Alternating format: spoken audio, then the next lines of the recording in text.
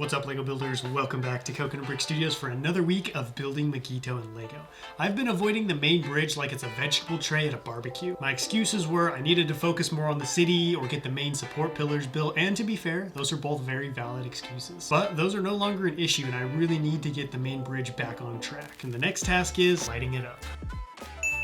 That's why I've been avoiding it, is because I have no idea how to make that happen. I need to figure out how to get all the wires to span a very wide and very long bridge. But once that's done, I can get the last section built and get the whole bridge connected to the mountain. Today, I'm also going to be bringing the first city plateau even closer to being 100% complete. If all goes to plan, this could be one of the most progress-heavy updates I've put out so far. So fill up that limited edition Jar Jar mug with your favorite drink. Don't forget to execute order 66 on that like button, and let's get building. Before I continue building the bridge, I need to get this first section wired. Just like the secondary bridge, the wires and other lighting components are built into the bridge, so I can't finish it until I put them in. The big question is, can I wire all 4 of these lights to one battery box? Because adding a second one would be a huge pain and cost more money. As of right now, the only thing I have in the bridge is the battery box, but it's a start, and now I know where all the lights need to go.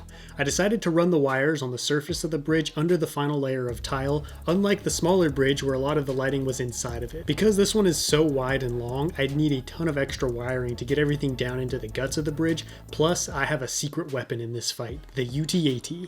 I strung a series of expansion boards and connectors to reach the furthest lights, and instead of burying them completely, I just secured them in place, and once the UTAT is on the bridge, you won't see them at all. That way I'll have easy access to them if something happens, and it saves me time trying to hide the expansion boards with snow piles. I barely managed to connect both of these lights to the battery box by using this extra long expansion board that could reach both wires. I unknowingly put this crater in the worst spot I could have picked because this long connector cable isn't long enough to go around and so has to cut through part of the crater. But if that's the only issue I have to deal with to get this whole section lit by one battery box, then challenge gladly accepted. There won't be any vehicle right here to hide this big battery box area, so I built this large snow mound to cover everything up because I can easily remove this lid to turn the lights on and off.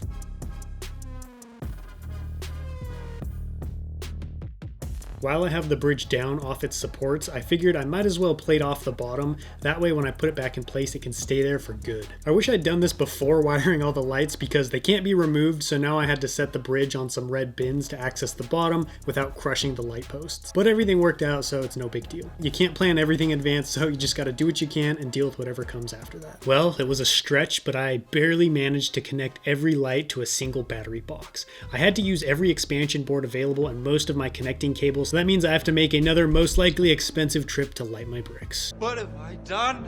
But the lights look amazing. They're going to illuminate the battle very nicely, and because the lights are raised up, the taller vehicles will be easier to see as well. You probably noticed that one of the lights isn't on. Because the bridge is so damaged and broken, I thought it would be weird to have all of the lights in pristine condition, so I'm going to have some be destroyed, and I decided this light would be a broken one because it's the furthest from the battery box and would have been the most challenging one to light. So I saved myself a headache and made the bridge feel more damaged like I wanted at the same time. To be honest, lighting that bridge was way easier than I expected. Often the anticipation or nerves regarding a task or challenge can get really big in our heads. Then when we buckle down and just do it, we realize it wasn't actually that bad.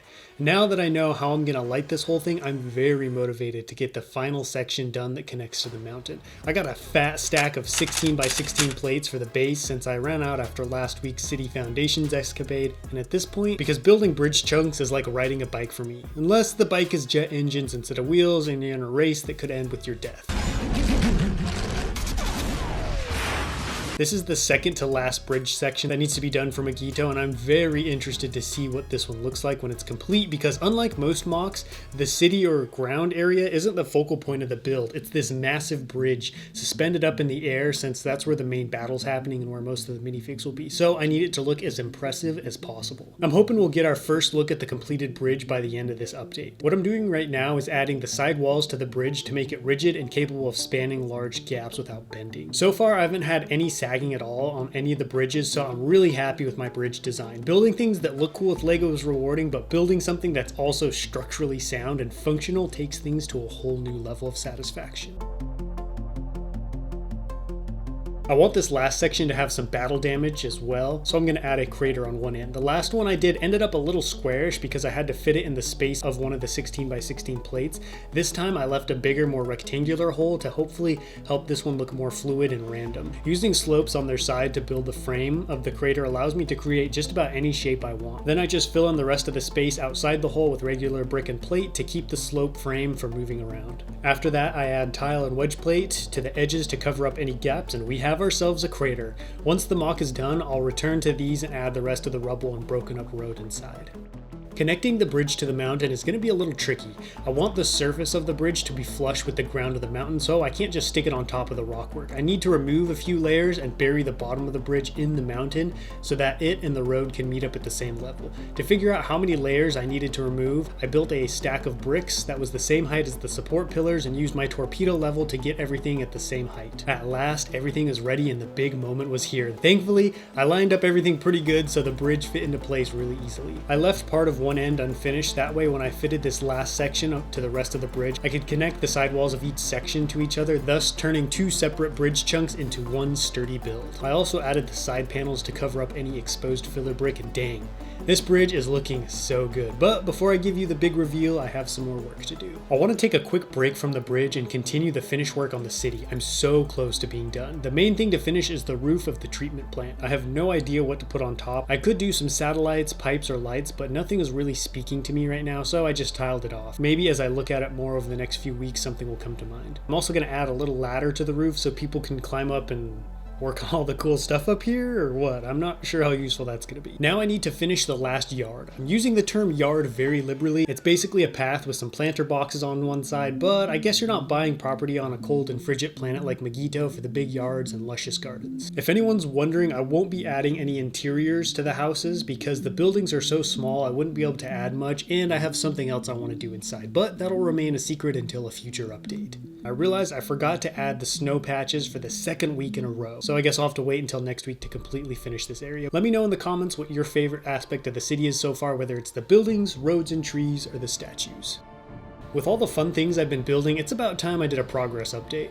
The last bridge section connected to everything pretty smoothly, and at last we can get a good idea of how big this bridge is going to be, and boy is it massive. I have ample room for all kinds of separatist vehicles and troops over here, and I can dedicate this whole side to the Republic and still have a decent space in between so the battle doesn't feel too crowded. I'm so happy to finally see this thing all assembled and connected to the mountain. It was the first thing I started designing and planning for in my head, and like I've said before, it will be the centerpiece of the mock, and so far it is looking better than I imagine. It's going to display the battle perfectly. But there's still work to be done. Because the mountain isn't a straight line and curves away, part of the bridge didn't reach the wall, so I need to fill in this gap with more bridge, and even with all my measuring, the bridge ended up one plate higher than the mountain, but that's an easy fix with some 2x2 slopes, plus everything driving on this would be hovering in the air, so it wouldn't be a very noticeable speed bump. I also need to add the last two light posts. However, without planning it, I built this hole right where one of the lights would go, so I guess there's going to be another missing one. Unfortunately, both missing lights are on the same side of the bridge, making the two sides uneven, but I guess that weird spacing will further add to the chaos and destruction of the bridge. On a side note, this is one of the best broken holes I've done so far. It's the smallest one, but I just love the jagged shape I created, and it looks very realistic. I made sure to add the broken yellow pipes to match the other holes in the bridge. This crater turned out great as well. It's very round and twisted and doesn't feel like it was built in a rectangle frame at all. So far, this update has given us such great looks at what the finished mock will be, and it just keeps getting better and better. This is what the city's gonna look like with all the buildings, roads, and decorations in, and I couldn't be happier. Because the focus of this mock was gonna be the battle on the bridges, and we never really see what the actual city looks like, I didn't have much of an idea of what I wanted this section of the mock to be. But using feudal Japanese villages as inspiration, I feel like I was able to come up with something pretty unique but also familiar by including aspects of the city we do see, like buildings and this stacked dish architecture. The thing that stands out to me most is how colorful it is. I was really surprised by that because I knew it was going to be a very gray build, similar to Coruscant, so I really tried to come up with ways to incorporate more color, and the blue with the dark red of the houses and trees adds some much needed vibrance. Although I feel like these trees look too busy, so I'm going to remove one of the blossom colors. I was really uninspired with the treatment plant roof, so I decided to just leave it blank. Let me know in the comments if you like it that way or if there's something I should add. The only things left to do are fix up the buildings and add the snow detailing. I was also worried the city would feel empty and kind of post-apocalyptic because I wasn't able to add a lot of buildings, but all the little components combined together make it feel very snug and lived in. Now that the bridge is permanently in, I want to start designing and building the carnage of the battle that's going to sit on top of it. In the Mygeeto scene, we see broken up pieces of road and destroyed Separatist and Republic vehicles. I've already been breaking up the road, so I want to start adding the vehicle wreckage. First thing I'm building is the remains of an ATTE. There's no way I could fit the whole frame of one on the bridge, so I'm just going to build a couple of panels and maybe a leg. Just enough for you to recognize what it is. I'm just going to copy the panels and back of the 2013 ATTE since I don't want to take the time to design a whole panel. The vehicle remains will have a secondary purpose as well, becoming impromptu machine gun nests. All the way back in week 1, I designed these E-Web cannons for the Galactic Marines to use. I wanted to diversify the types of clones and weapons in the battle since all I have to work with are Galactic Marines. So I thought having a couple of these would make things more interesting. And instead of just plopping all them down in plain sight on the bridge, I thought it would be cool for the gunner and weapon to take cover in the wreckage. I'll probably have another guy covering his flank looking out for ambushes. This is pretty sweet. I'm not sure where exactly it's going to sit yet, but I think having it by one of the holes would make the most sense. That way I can just say the rest of the walker blew apart and fell off the bridge, leaving this back end behind.